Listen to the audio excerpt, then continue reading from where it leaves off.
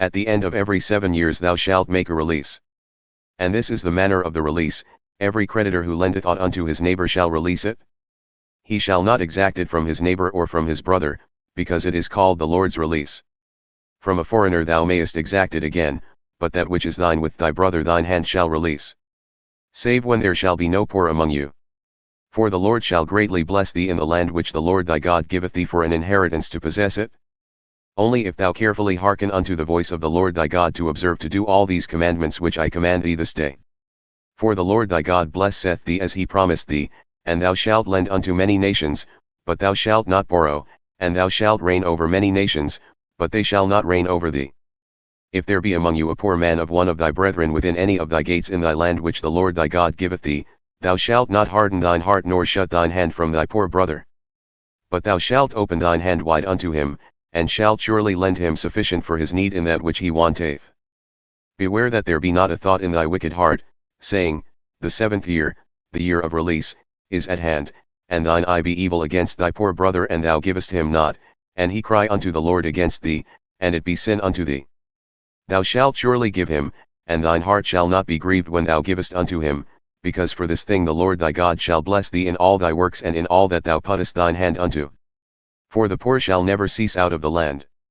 Therefore I command thee, saying, Thou shalt open thine hand wide unto thy brother, to thy poor, and to thy needy in thy land. And if thy brother, a Hebrew man or a Hebrew woman, be sold unto thee and serve thee 6 years, then in the 7th year thou shalt let him go free from thee. And when thou sendest him out free from thee, thou shalt not let him go away empty. Thou shalt furnish him liberally out of thy flock and out of thy floor and out of thy winepress. From that wherewith the Lord thy God hath blessed thee, thou shalt give unto him. And thou shalt remember that thou wast a bondman in the land of Egypt, and the Lord thy God redeemed thee, therefore I command thee this thing today.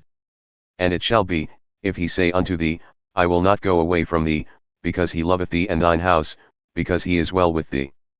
Then thou shalt take an awl and thrust it through his ear unto the door, and he shall be thy servant for ever.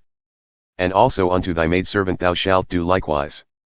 It shall not seem hard unto thee when thou sendest him away free from thee, for he hath been worth a double hired servant to thee in serving thee 6 years, and the Lord thy God shall bless thee in all that thou doest.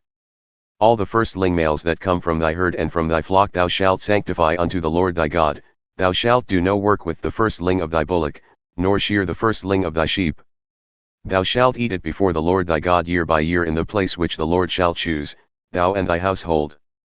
And if there be any blemish therein, as if it be lame or blind or have any ill blemish, thou shalt not sacrifice it unto the Lord thy God.